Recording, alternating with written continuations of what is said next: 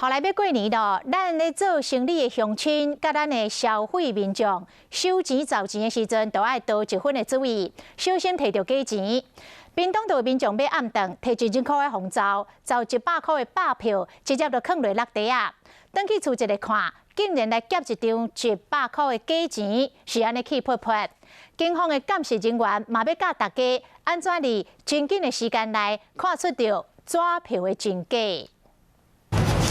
2张100块放做伙，看起来无啥物无共，毋过其中1张是假的，你敢看会出来？屏东万丹有民众分享，要暗顿了店家找的钱，转去厝内详细看，那无啥着，敢若摕到假钱。特别仔细去对照，然后发现它就是不一样，图案上的线条跟色彩，比较不是那么清晰。就这2个，就真的啊。这张100块摕互自助餐的头家嘛，看袂出来是真的也是假的，毋过嘛有店家看会出来。这边的线不清楚。来过年啊，着惊假钱趁机会留伫市面，消费找钱的时，目睭着爱闭合金详细看。这真的，你看这个，完全没有，模模糊糊的。这个其实是真钞是不会发生的，有沾水，也有模糊也都。会使注意防伪线，若是无辨识，就要加注意。